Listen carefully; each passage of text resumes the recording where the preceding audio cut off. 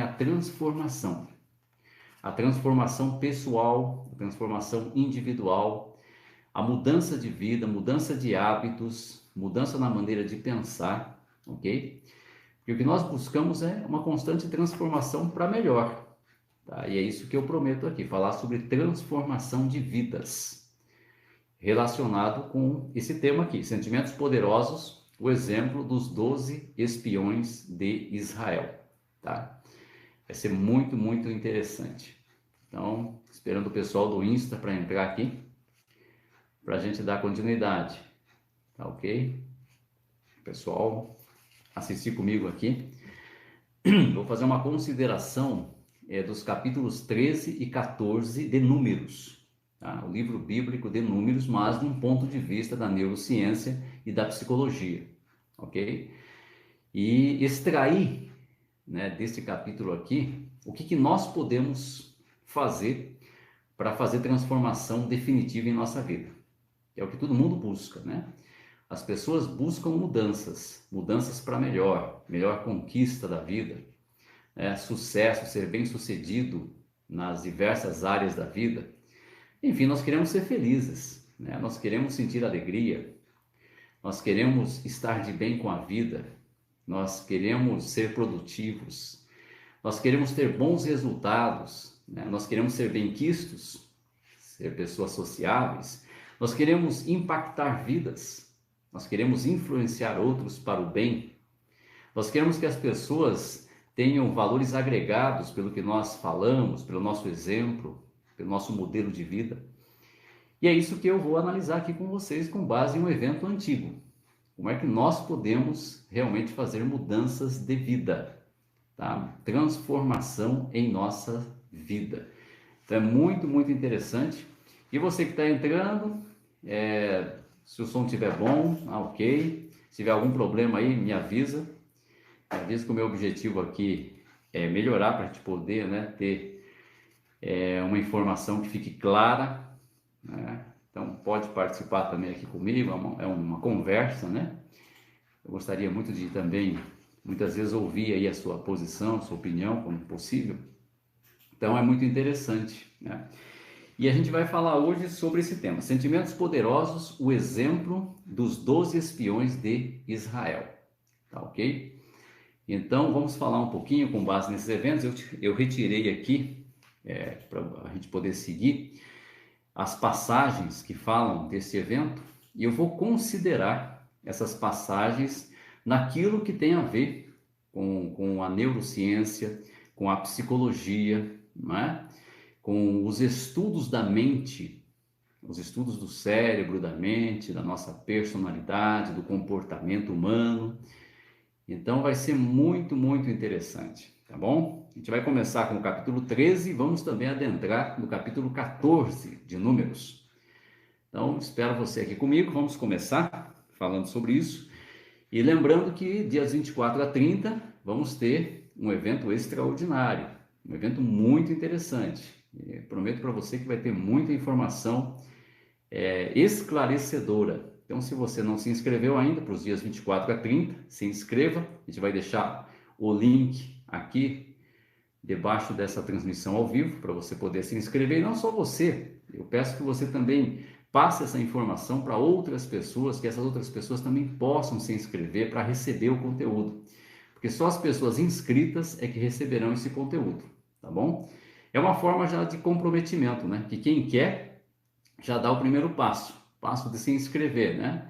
Aí vai ser informado desse conteúdo que vai ficar exclusivo para as pessoas inscritas, tá bom? Então vamos falar aqui sobre sentimentos poderosos, o exemplo dos 12 espiões de Israel, tá? Começando aqui com o capítulo 13 de Números, tá bom? Então, vamos lá? O capítulo 13, ele começa com uma ordem da parte de Deus. Deus falou para Moisés que Moisés deveria enviar 12 homens para fazer uma inspeção na terra da promessa.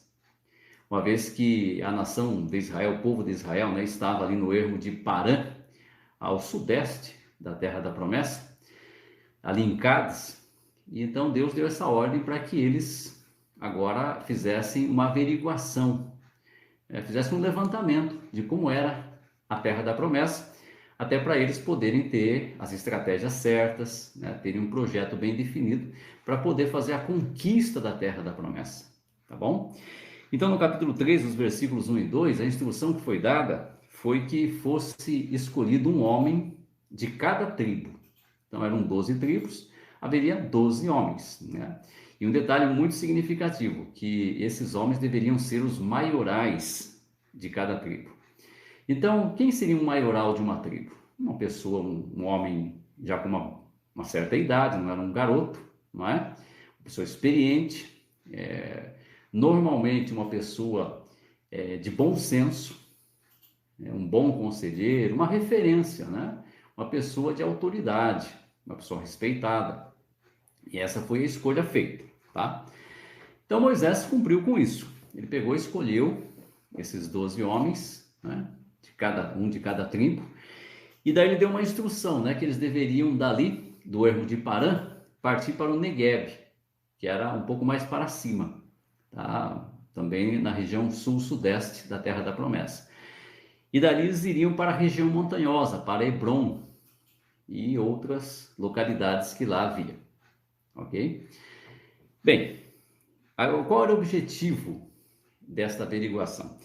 Os versículos 18 a 20, lá fala que o objetivo era ver como era a terra, como era o povo, se o povo era forte, se o povo era fraco, se eles eram poucos ou se eles eram muitos, né? Como que eram as cidades? Eram cidades abertas ou eram cidades fortificadas, tá?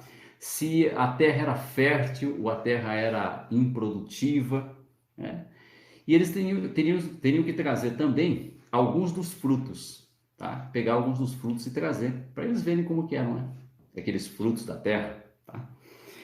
Bem, quando os 12 partiram, talvez eles partissem de dois em dois, é uma possibilidade, né? E eles partiram, cada um para uma região, né? Foram fazer averiguação na terra, eram espiões, né? E quando chegaram a Hebrom, ali havia os Anaquins, que era uma descendência de pessoas de elevada estatura, homens altos e fortes, né? Então, provavelmente eles viram ali então alguns gigantes, né? Pessoas altas. O versículo 25 fala que eles ficaram lá 40 dias. 40 dias fazendo a averiguação, fazendo o levantamento da terra da promessa. E o versículo 26 fala que eles retornaram então ali em Parã, ali em Cádiz, para darem um relatório do que é que eles tinham feito de levantamento. Tá ok? Vai também fazer uma... Tá, vamos tentar entrar aqui em mais um canal, tá? Para a gente poder ajudar mais pessoas aqui. Vamos ver se a gente consegue aqui. Quanto mais a gente puder ajudar, melhor, né? Então, você que está aí no YouTube, pode continuar aí, tá bom? Agora, vamos ver aqui.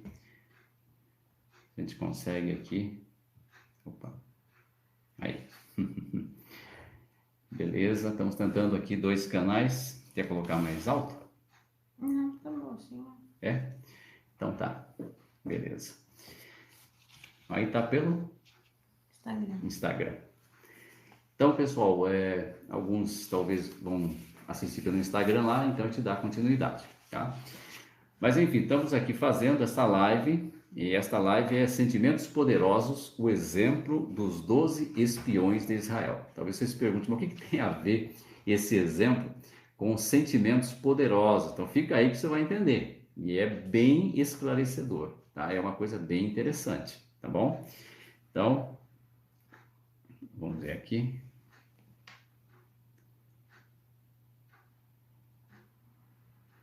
Só aqui verificando a conexão com o Instagram. Deixa eu ver, não, acho que não está ainda ligado, não. Não. Então, enquanto isso, a gente continua aqui para quem está assistindo aí pelo YouTube, né? Tá ok? Então, continuando aqui, os 12 voltaram e os 12 trouxeram um relatório, né? Fizeram um levantamento, trouxeram também frutos, né? Era a época da estação das uvas, e o relato consta que conta, né, que eles trouxeram um cacho que precisava de 2 homens para poder carregar. Então a terra era muito fértil, né? Agora vamos conseguir aqui ao vivo. Opa.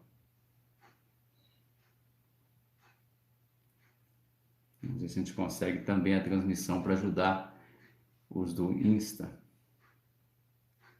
Tá ok?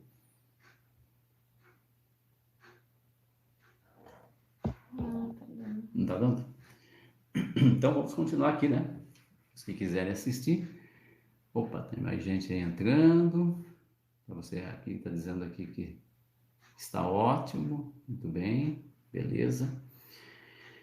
E vamos lá então. Então o que aconteceu? Quando chegaram, então se reuniram com toda a Assembleia, né, toda a congregação do povo de Israel, e aí teve um relatório, tá? O versículo 26 fala que eles fizeram um relatório, tá?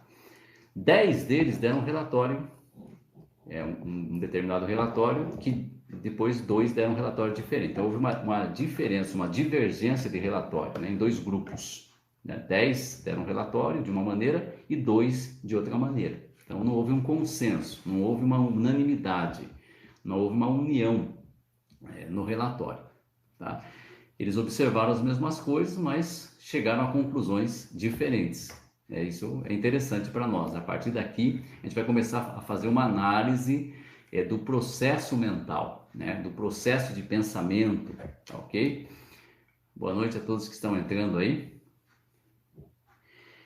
Então, falando aqui sobre esse tema, né, sentimentos poderosos, o exemplo dos 12 espiões de Israel. Então, estou comentando aqui que esses espiões foram à Terra da Promessa, fizeram uma averiguação lá por 40 dias, retornaram e deram um relatório.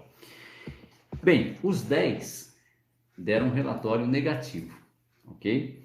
Aqui até eles falaram o seguinte, versículo 28, né? Eles falaram que o povo que mora naquela terra é forte, as cidades fortificadas são muito grandes.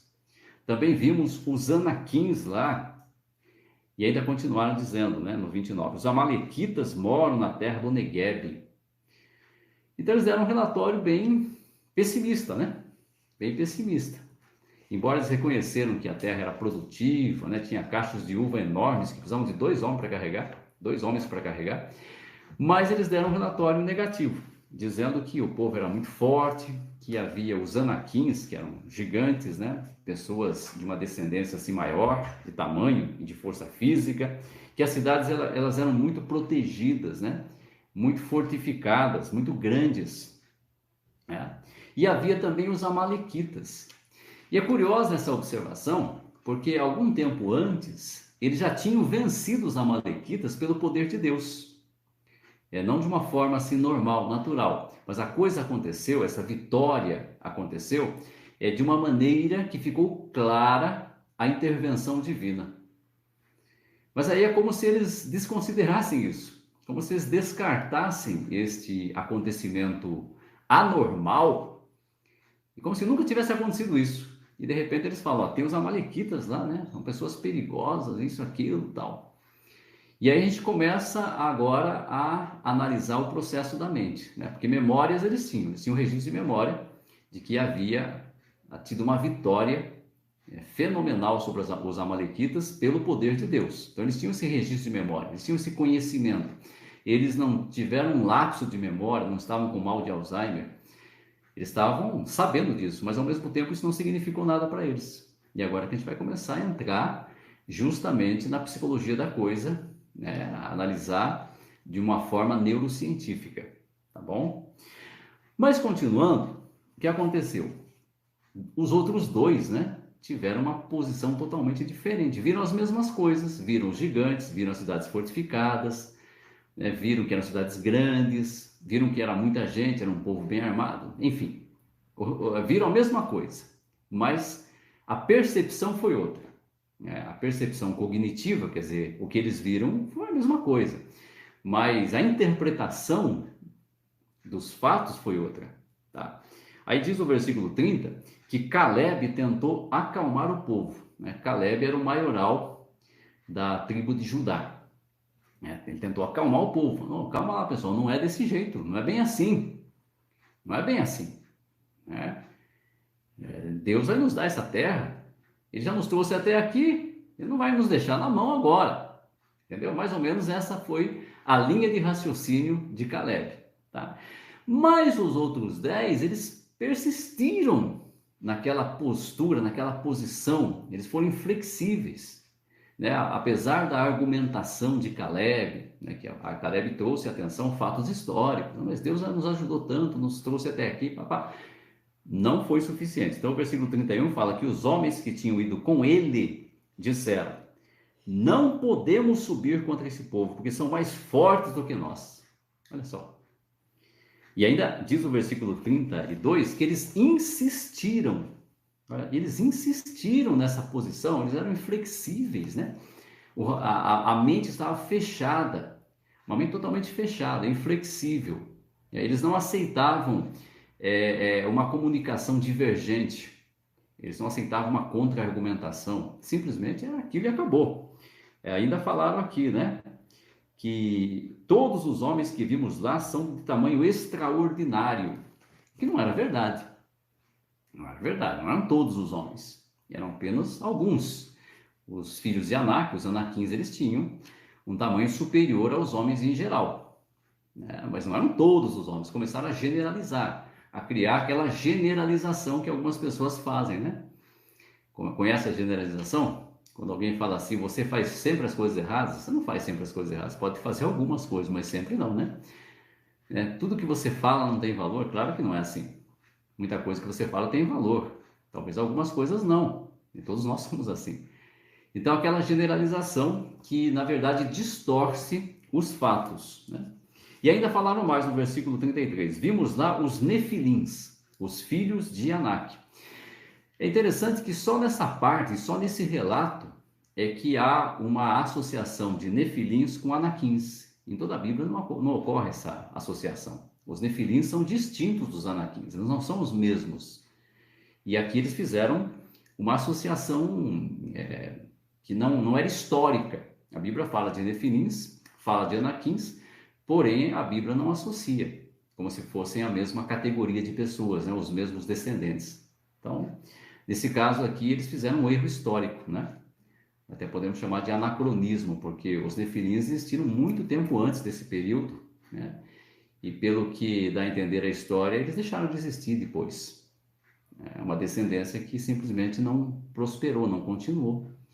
Mas aqui eles levantaram uma situação que então era inexistente, tá? Boa noite para quem está entrando ainda aí, tá ok? Estamos considerando aqui Números, capítulo 13, mostrando aqui o relatório negativo feito por 10 espiões, em contraposição ao relatório positivo feito por 2 espiões, que foram averiguar a terra da promessa, tá ok? Então, esse foi o relatório. Agora, no capítulo 14, vamos adentrar agora no capítulo 14, né? Esses 10, né, que foram a maioria, portanto, né, e muita gente tem a tendência de seguir a maioria, né? Tem a tendência de seguir a boiada, como se costuma dizer, né? Então, segue a direção da boiada. Onde passa um boi, passa uma boiada, então o pessoal vai atrás, né? Segue essa direção. E são pessoas, na verdade, que também são influenciáveis, né? Ao invés de analisarem fatos, analisarem argumentos, o povo de Israel como um todo, ali a maioria, cedeu à posição desses 10. Foram influenciados por esses 10. E aí eles falaram aqui no capítulo 14, versículo 2, quem dera que tivéssemos morrido na terra do Egito, ou que tivéssemos morrido neste deserto. Olha só que posição. Para começar, é uma postura autodestrutiva, né? Porque fala sobre morrer, querer morrer, é um absurdo, né? Porque nós fomos feitos para viver, para buscar a vida, né? É uma tendência biológica nossa, o nosso instinto busca a sobrevivência, fugir do perigo, nos proteger, né? Nunca fazer o contrário. Então já era uma postura autolítica, né? Autodestrutiva, não tinha cabimento, é irracional isso. Então, quando a pessoa chega nessa forma, então vamos dizer que a mente dela realmente não está funcionando bem, né? Porque está buscando autodestruição. E não só isso, veja só o que eles falaram, quem dera que tivéssemos morrido no Egito ou no deserto. Quer dizer, eles falaram de um passado que não tinha ocorrido. Não tem como mudar o passado. Quer dizer, é totalmente irracional, é um contrassenso você falar que bom que fosse daquele jeito, tivesse sido assim, mas não aconteceu assim. São palavras inertes, jogadas ao vento. Olha, que bom se fosse assim, mas não foi. Para começar, não era bom se fosse daquele jeito. Já começou algo irracional. E também você querer mudar o passado, se você analisar de um ponto de vista bem racional, é uma coisa totalmente sem sentido. O passado já foi. Não dá para você mudar o passado. Você pode mudar o seu conceito sobre o passado, a sua interpretação do passado. Aí sim. Mas querer mudar uma coisa que já nem existe mais, que aconteceu, então veja quanto contrassenso, quanta estupidez, quanta falta de racionalidade da parte dessas pessoas, né? Agora o versículo 6, nós estamos no capítulo 14 já, tá? O versículo 6 fala que Josué e Caleb tomaram uma postura totalmente diferente. Até eles falaram assim, imagina, vamos continuar, vamos conquistar essa terra. Até eles falaram assim, nós os venceremos facilmente. Olha que posição diferente. Enquanto uns disseram, nós não vamos conseguir lutar contra eles não, de jeito nenhum. Não tem como, eles são gigantes, eles são enormes, né? Já Josué e Caleb falaram bem diferente. Nós os venceremos com facilidade. Olha que postura diferente, né? Que mapeamento mental diferente da situação, né? Isso até nos ajuda a entender aquela proposição da programação neurolinguística que diz que o mapa não é o território. O território é o fato, é o que você vê, é o que você presencia, é o que você testemunha, testifica, né? O que entra na sua mente através dos seus 5 sentidos, da visão, audição, olfato, paladar e tato. Então, entra o quê? O fato? Não, entra um registro do fato. Um registro, uma interpretação do fato, porque o fato é o território. O mapa é a sua interpretação, é o seu mapeamento que você faz do fato. Então perceba que 10 fizeram um mapeamento bem diferente dos outros 2. Viram a mesma coisa, presenciaram as mesmas coisas, mas fizeram um mapeamento diferente, uma interpretação diferente, uma conclusão diferente, totalmente diferente. Enquanto que uns falaram que era impossível vencer, subjugar aquela terra, Josué e Caleb falaram ao contrário, nós venceremos com facilidade, ok? Mas, então, a situação ficou bem tensa ali, bem crítica, né? Bem complicada, né? Aí Deus se manifestou para Moisés, né? E Deus falava com Moisés, né? E Deus falou várias coisas para Moisés e falou até o seguinte, no versículo 11 do capítulo 14, né? Olha, como é que esse povo, em outras palavras, né? Esse povo não me obedece, não tem fé em mim, apesar de todos os sinais que eu realizei entre eles. E agora sim a gente vai começar a analisar o processo do pensamento e analisar o que é que produz mudança. Agora sim nós vamos entrar neste aspecto. O que é que produz mudança? O que é que produz mudança na vida? Porque você, eu creio, está interessado em mudança. Você está assistindo aqui essa live é porque você quer fazer mudança. Pelo menos eu penso assim. Porque eu não assistiria a uma live só por assistir, só para obter um conhecimento teórico, né? Só para passar um tempo. Eu quero fazer mudanças. Eu quero que alguém me fale alguma coisa que melhore o meu comportamento, os meus hábitos, que me ajude a me tornar uma pessoa melhor, mais otimizada, não é? Então, a partir de agora, a gente vai analisar o que é que faz mudança e o que é que não faz mudança na vida de alguém, ok?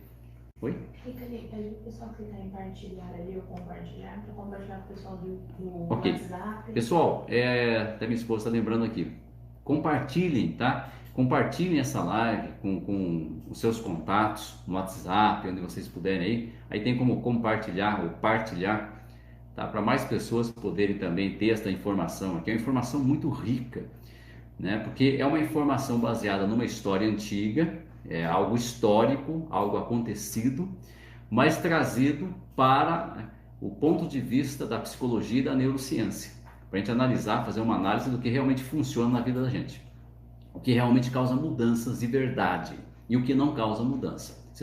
Eu tenho certeza que você vai sair depois dessa live com uma consideração talvez bem diferente do que você pensava, tá? Com certeza você vai ter insights, você vai ter aí análises, referências diferentes. Então compartilhe aí, ok? Com outras pessoas também para você ajudá-las, né?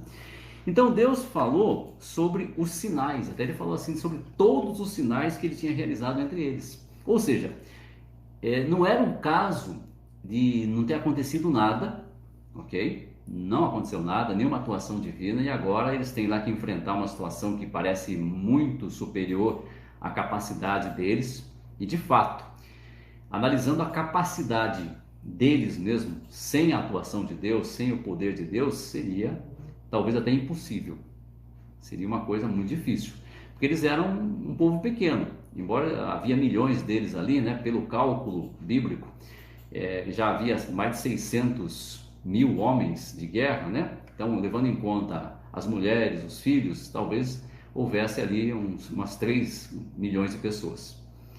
Mesmo assim, eram poucos em relação a todo o povo que havia lá na Terra da Promessa, que teria que ser subjugado. Mas aí Deus trouxe atenção aos sinais. Quais são os sinais? Quais eram os sinais que Deus havia realizado entre eles? Tá? Interessante, né? Então agora vamos retornar ao passado, porque aquelas pessoas ali haviam presenciado esses sinais. Então eles não tinham motivos para pensar daquela maneira, para ter tirado aquelas conclusões, para terem feito aquele mapeamento errado. Não havia motivos, né? Só para você ter uma ideia. Então vamos recapitular aqui alguns sinais. No capítulo 4 de Êxodo, Moisés foi enviado até eles lá, eles estavam lá, escravos do Egito, e Moisés já fez 3 milagres, 3 sinais. Moisés jogou o bastão de madeira no chão, virou uma cobra. Pegou a cobra pela cauda, voltou a ser um bastão. Moisés colocou a mão dentro da veste e a retirou, estava leprosa. Eles puderam comprovar isso. Moisés colocou de volta, retirou, estava sã. Aí eles pegaram um pouco de água do rio Nilo e Moisés transformou em sangue. Veja só. Então não era brincadeira, né? Eram sinais assim momentosos, gigantescos, né? Esse é o capítulo 4 de Êxodo, né? Dos capítulos 7 ao capítulo 12, houve as 10 pragas. Então 10 golpes sobre o Egito, 10 pragas gigantescas, né? Pragas que realmente ficaram gravadas nos anais da história até hoje, né? Pragas que mesmo 40 anos depois, lá em Jericó, o povo estava tremendo de medo lá, porque eles conheciam a história 40 anos depois. Rabi havia falado depois para eles, olha, o povo aqui está tremendo de medo, porque eles viram o que Deus fez, né? Como abriu o Mar Vermelho, como fez aquelas pragas. Então, eu estou citando as pragas ainda, né? Até o capítulo 12 de Êxodo. Aí no capítulo 13, que eles saíram do Egito, uma nuvem, uma coluna de nuvem os acompanhava de dia e à noite uma coluna de fogo. Então veja que outro milagre. Eu já considero 2 milagres aí, né? A coluna de nuvem e a coluna de fogo. Aí teve, no capítulo 14, a abertura do Mar Vermelho, né? No capítulo 15, as águas lá de um riacho, chamado Mara, Mara significa amarga, né?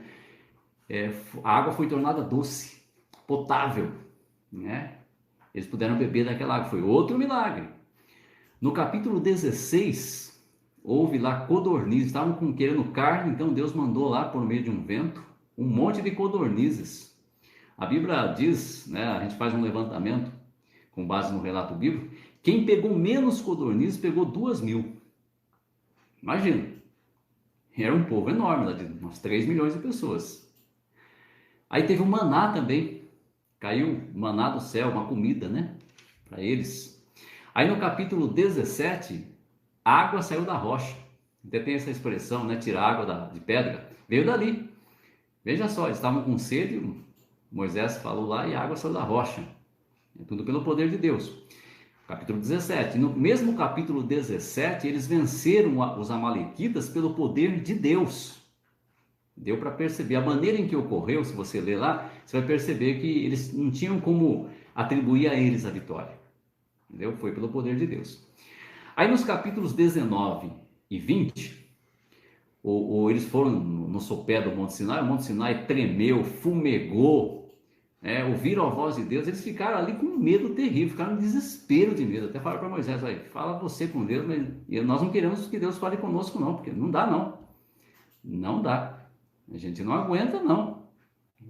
Que Deus fale com você, depois você transmite para nós. Veja só quanta coisa eles viram. No capítulo 34 de Êxodo, Moisés desceu do Monte Sinai, né, pela segunda vez, com as tábuas de pedra, e o rosto de Moisés brilhava tanto que eles não conseguiam olhar para o rosto de Moisés. por causa dos raios de luz. Eles viram coisas que eu vou dizer, olha, a maioria da humanidade nunca viu e talvez nunca verá, né? Provavelmente nunca verá. Então veja só. Aí, isso tudo no capítulo, nos capítulos de Êxodo, né? Aí nós temos Levítico, aí em Números, no capítulo 11, Deus também mandou fogo contra certas pessoas que reclamavam, estavam reclamando lá, eles viram também esse milagre. E no capítulo 12, Miriam foi tomada de lepra, porque ela falou contra Moisés, e logo depois ela foi curada, depois de um pouco tempo. Então foi um milagre também. Bom, se a gente for contar todos esses milagres, eu diria, eu fiz uma cotação, uma contagem, para mim deu 26 milagres. Né? Talvez você conte e dê até um pouco mais. Mas 26 milagres na minha avaliação. Então, os sinais que Deus havia feito não eram poucos. 26 milagres gigantescos. E agora estavam ali, tudo com medo, achando que era impossível, que não ia dar. E aí você começa a refletir. Então, agora a gente vai começar a analisar o processo do pensamento. Tá? O que muda uma pessoa, o que não muda. Então, vamos lá. Primeiramente, o que é pensamento? Pensamento é um processo, tá? É um processo de fazer uma avaliação daquilo que entra na sua mente. Tudo entra na sua mente através dos 5 sentidos, né? Através do seu sensorial. Aí entra na sua mente e não só entram informações, né, visuais, auditivas, sinestésicas, não é? Mas essas informações estão ligadas também a emoções. Por quê? Porque no caso daqueles sinais, aquilo causou emoção, muita emoção. Muita gente, quando a gente fala em emoção, algumas pessoas pensam em chorar, né? Ficar emocionado, chorar, mas não é só isso, emoção. Um susto é uma emoção, raiva é emoção, medo é emoção, pânico é emoção, desespero é emoção. E eles passaram por tudo isso. Então, os acontecimentos estavam bem impregnados com emoção. Veja que interessante. Então, eles receberam acontecimentos, né? Que foram processados pelo processo do pensamento, foram arquivados como memórias, ok? Então eles tinham memória, tudo aquilo lá, eles não eram pessoas com lapsos de memória, não havia mal de Alzheimer entre eles ali, naquele caso. Deus falou, não, eles não estão levando em conta os sinais que eu já realizei. Então, eles não estavam com problema de memória, não era um problema mnemônico, tá? Não era um problema de doença degenerativa com mal de Alzheimer. Eles sabiam muito bem, eles tinham passado por aquilo. E o curioso é que o conhecimento que eles receberam não era um conhecimento estudado, como esse que estamos fazendo aqui. Estamos fazendo aqui um conhecimento estudado. O conhecimento deles foi empírico, foi experimental, foi experienciado. Eles passaram pela experiência, ok? Então foi muito mais momentoso. Foi uma coisa assim que foi muito mais marcante do que a gente apenas falar sobre isso. Uma coisa é falar sobre a abertura do Mar Vermelho, uma coisa é a gente estar lá, né? Vendo, né, as paredes de água levantadas de um lado e do outro lado e o povo passando em terra seca, é bem diferente, né? Então perceba que tudo isso não mudou a vida deles. Nada disso mudou a vida deles, não mudou o comportamento, não mudou a forma de pensar. Impressionante, você vai falar para mim, né? Mas tem uma explicação sobre isso. É agora que a gente vai chegar nesse ponto. Então, nós chegamos por uma análise aqui, né? Neurolinguística, uma análise neurocientífica, psicológica. Nós percebemos o seguinte: conhecimento em si não transforma vidas. Pode transformar? Claro que pode. Uma informação pode mudar uma pessoa? Claro, né? Mas não necessariamente, não é uma garantia. Conhecimento estudado não garante uma mudança. Conhecimento experimentado não garante uma mudança. Eles experimentaram o conhecimento, não mudaram. E esse conhecimento que eles experimentaram foi associado a emoções fortíssimas. Eles passaram muitas vezes medo terrível lá no sopé do Monte Sinai, né? Alegria intensa, né? Quando eles conseguiram passar pelo Mar Vermelho. Olha quantas emoções, não é? Quantas emoções. Muita alegria quando o maná caía do céu. Já pensou? Podiam experimentar, parecia bolacha de mel. Né? Quando os codornizes caíram, olha quantas alegrias. Né? Quando a água amarga ficou doce, no começo era uma água amarga, não era possível tomar dela, de repente ficou doce. Olha só, Quanta coisa maravilhosa. Então eles experienciaram, né, um conhecimento gigantesco, diferente de todo mundo, e também emoções diferentes. O que é uma emoção? Uma emoção é uma reação neurofisiológica. O que é isso, Valdir? É quando acontece algo que quebra o equilíbrio da coisa, uma coisa diferente. Pode ser, por exemplo, uma coisa bem simples. Você levou um susto, mas quebrou o equilíbrio, né? Você estava tranquilo, levou um susto, com isso você ficou ou vermelho ou pálido. Então isso é uma reação fisiológica, é uma reação neurofisiológica, porque você reconheceu aquilo que aconteceu como sendo uma coisa diferente, quebrou o equilíbrio, e você ficou com uma reação fisiológica, ou ficou vermelho, ou ficou pálido, ou a boca secou, ou a boca ficou amarga, ou você teve tremedeira, suor frio. Tudo isso é uma reação da emoção. E é uma emoção, tá? Então é uma reação neurofisiológica.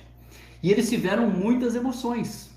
Então, mais uma coisa, conhecimento não muda ninguém, emoção não muda ninguém, porque olha, mais emoção do que eles tiveram é difícil, né? É difícil. Mais emoção do que eles tiveram, que eles presenciaram, coisas que os humanos nunca presenciaram, e eles presenciaram, e mesmo assim não mudaram. Então, emoção não muda ninguém. Então, vamos analisar. Vamos começar. Informação não muda ninguém, sim.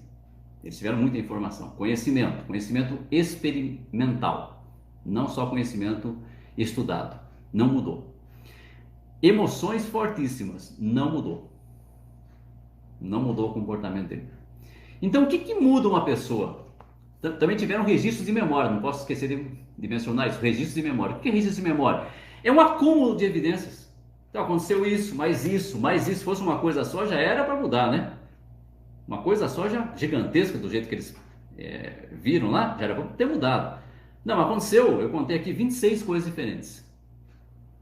Então, eles tinham registros de memória. Olha que interessante. Isso não mudou. Pô, então o que muda uma pessoa? Então só nos resta uma coisa.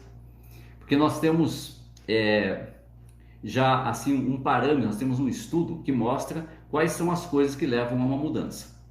A primeira coisa é um padrão de pensamentos diferente. Então, você tem que ter um padrão de pensamentos diferente do que você tinha. É uma mudança mental. Mas isso não é só isso. Você também tem que ter sentimentos diferentes. Claro, pensamentos diferentes geram sentimentos diferentes, que geram um comportamento diferente. Aqui é a mudança. Mudança é comportamento, é hábito novo, tá? São ações novas, prática nova, que em religião se chama de conversão. A pessoa se converteu. E, em termos religiosos, se converteu, né? A pessoa bebia, né? Era um beberrão, não bebe mais. A pessoa levava uma vida promíscua, não faz mais.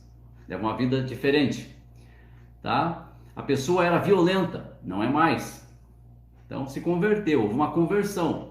Em psicologia, uma mudança de comportamento, que leva a resultados diferentes, que é o que todos nós queremos, resultados bons para nós. Mas os resultados, eles têm coisas que antecedem a eles, né? Pensamentos, sentimentos e comportamento. Então vamos analisar. Pensamentos só não muda ninguém. Eles tiveram um monte de pensamentos diferentes com aqueles acontecimentos, né? Tiveram um processo para analisar tudo o que aconteceu, não mudou. Emoções não mudam ninguém. Tiveram um monte de emoções. Emoções positivas e também que eles consideraram negativas, como lá no Monte Sinai, eles acharam que lá terrível demais para eles. Então só nos resta uma coisa: os sentimentos. A única coisa que sobrou nessa nossa análise é os sentimentos. Mas sentimento não é mesmo que emoção? Não. Então, você quer entender melhor essas três coisas, sensação, emoção e sentimento? Se inscreva e também convide outros a se inscreverem para a minha semana especial dos dias 24 a 30 agora de maio. Tá? O link da inscrição está aí no próprio vídeo, né? Isso. Está no chat do canal aqui, desse vídeo aqui, tá? Se inscreva para você entender, para você poder fazer as mudanças. Olha que legal. Então, fazendo essa análise, uma análise histórica, a gente pegou aqui um evento histórico, né? Fizemos um levantamento e vimos que o processamento do pensamento gerou conhecimento, gerou memória. veio acompanhado de emoção, não mudou ninguém. Então, sensação e emoção não mudam ninguém. Pensamentos não mudam ninguém. Registro de memória não muda ninguém. Pode mudar? Pode.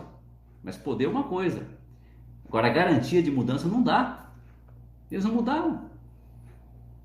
Os sentimentos é que mudam. Por isso que agora você está entendendo, talvez, né? Já começou a clarear para você porque esse tema, sentimentos poderosos, o exemplo dos 12 espiões de Israel. Porque o que muda são sentimentos. Valdir, o que é sentimento? Tá? Vou dar uma prévia para você depois assistir lá ao meu treinamento online. Sensações é o que entra pelos sentidos. Visão, audição, olfato, paladar e tato. Nós somos seres sensoriais. Emoção é uma reação neurofisiológica a um acontecimento que acontece para você aí na sua frente, na sua volta. Bater um carro causa uma emoção, né? Só que ela é momentânea, entendeu? Não existe emoção contínua. A emoção ela é momentânea, é dentro daquele evento. A sensação também, ela é momentânea. Você foi cutucado, levou uma dor, né? Enquanto a dor está durando, enquanto aconteceu o evento, você sente a sensação, depois não mais. Ou alguém te tocou, você sentiu, ele tirou a mão, acabou a sensação. Sentimento é contínuo, pode durar uma vida toda. Sentimento de amor, sentimento de ódio, pode durar a vida toda. Ressentimento, olha a palavra ressentir, é sentir novamente, né? É trazer à tona uma memória ruim, viver ela de novo. E tem gente que se ressente por uma vida. Então, o sentimento é que muda a pessoa. Por isso que o meu método funciona. Porque o meu método vai na raiz do ponto. Vai na raiz da solução. Tá? Que são os sentimentos. O meu método é transforme a sua vida através dos sentimentos poderosos, não das emoções, porque elas não mudam ninguém. Não é o conhecimento que muda a pessoa, não é a memória que você tem, não é o que te aconteceu, o que você passou, não é isso que vai te mudar, não. Mas sim os sentimentos. E vou te falar uma coisa a mais. Entre esses três que eu mencionei, sensação, emoção e sentimento, a única coisa sobre a qual você tem controle consciente é seu sentimento. Os seus sentimentos. É a única coisa. Você não tem controle sobre suas sensações. Você sente conforme o meio. Você não tem controle sobre suas emoções. É uma reação inconsciente, espontânea, motora. Mas seus sentimentos, você pode ter reação. Você pode ter um controle consciente. E aí que está o poder da história. Você pode fazer alguma coisa em relação às suas sensações, emoções, seus registros de memória. Você pode decidir o sentimento que quer ter em relação a tudo isso. Olha só. Você pode decidir o padrão de sentimentos. Claro que isso envolve também pensamento.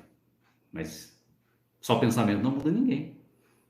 Veja que eles não foram mudados. Tá? Então é muito importante. Agora vamos analisar aqui a continuação para você entender. Aqui no capítulo 14, no versículo 22, Deus falou o seguinte para eles. Falou para Moisés falar para eles, né? Que nenhum dos homens que viram a minha glória e os sinais que realizei no Egito e no deserto, e que ainda assim persistiram em me pôr à prova 10 vezes, olha só, e não escutaram a minha voz, verá a terra. Então ele falou, essas pessoas que tiveram todo esse conhecimento experimental, que viram, presenciaram, ouviram, passaram por tudo aquilo, não mudaram, não vão ver a minha terra. Mas aí Deus falou assim para Moisés, no 24, que Caleb tinha demonstrado um espírito diferente. Espírito é tendência, maneira de pensar e de sentir, claro, diferente. E persistiu em me seguir de todo o coração. Ou seja, Caleb decidiu usar toda a informação que ele tinha recebido, os registros de memória, as emoções pelas quais ele tinha passado, para criar um padrão de pensamentos e sentimentos que o fortaleceram. Fortaleceram sua fé, sua confiança em Deus.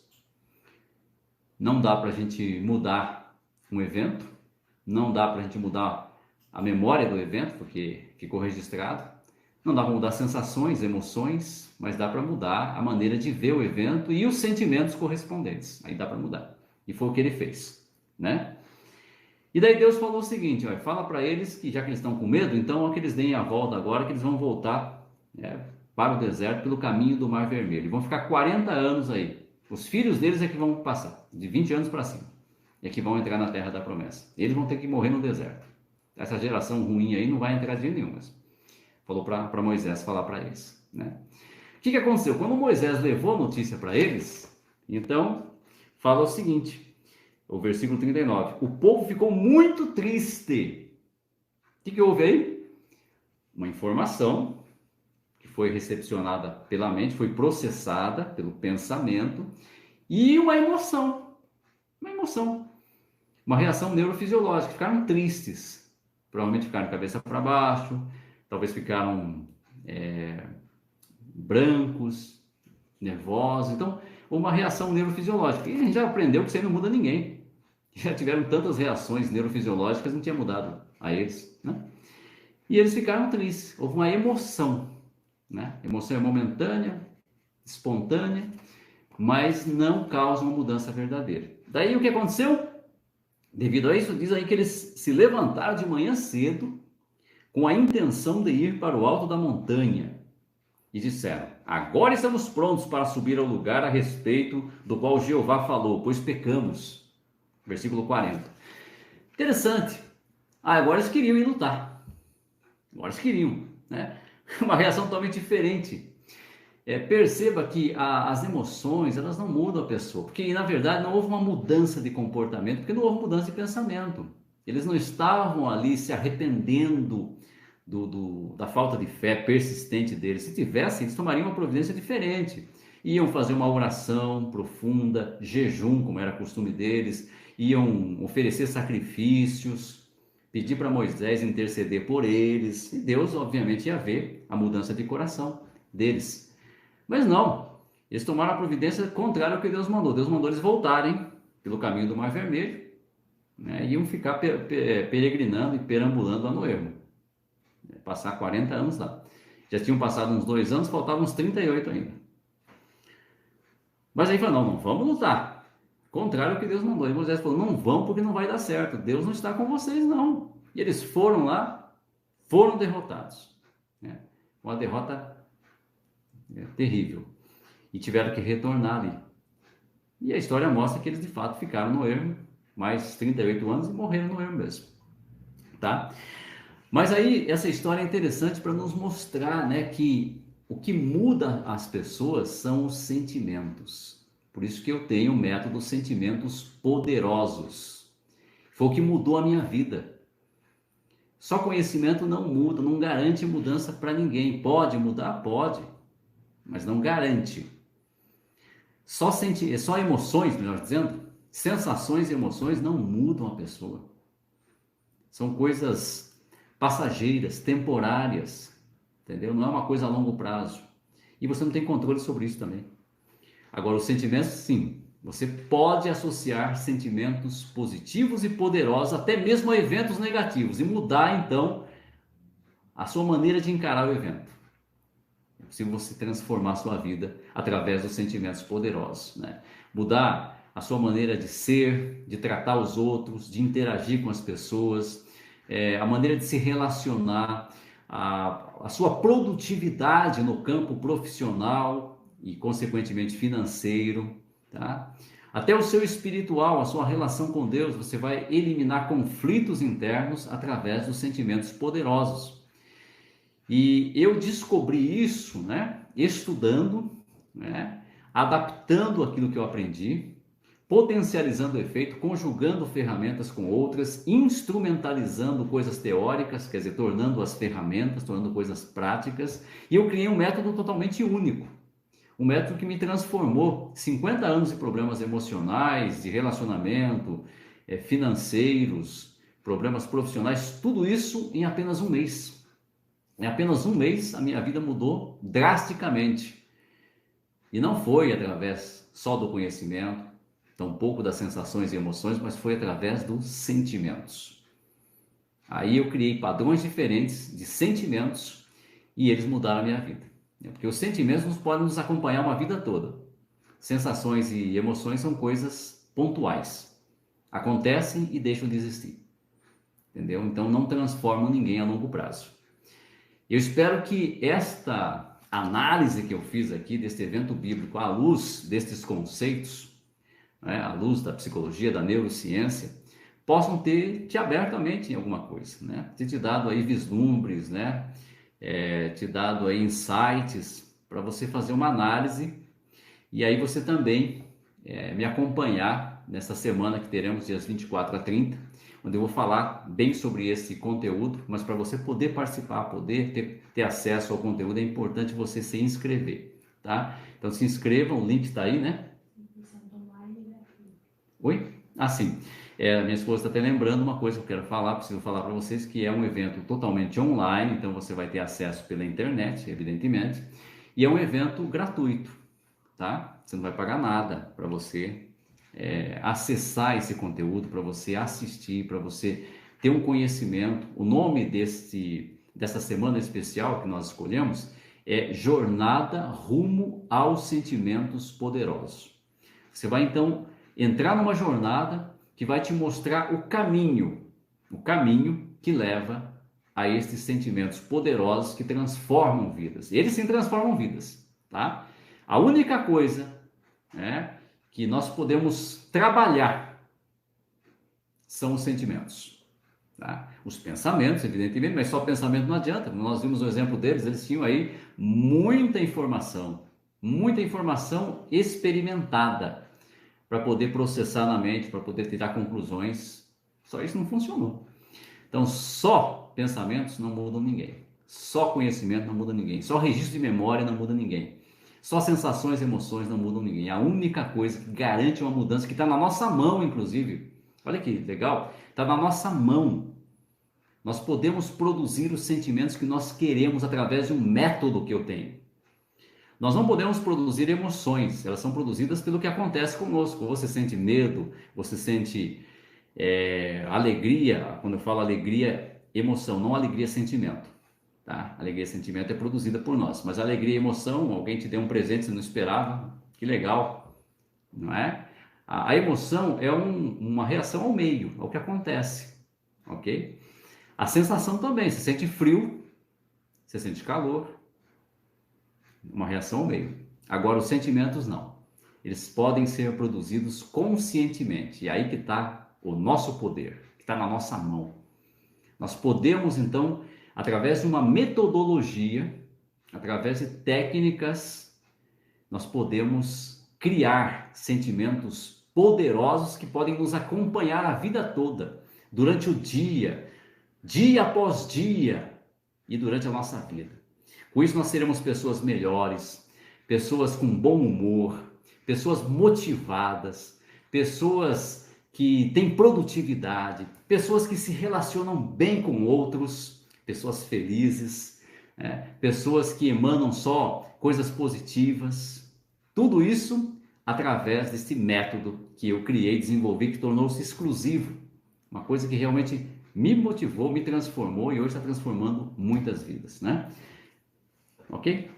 Então, estamos encerrando, gente. Foi um prazer enorme estar com vocês, né? Eu olhei para minha esposa se tinha mais algum recado. Ela falou que não tem. Então, eu espero que vocês tenham gostado e passem esse conteúdo, né? O link da live, né? Compartilhem com mais pessoas. As pessoas precisam saber disso, tá?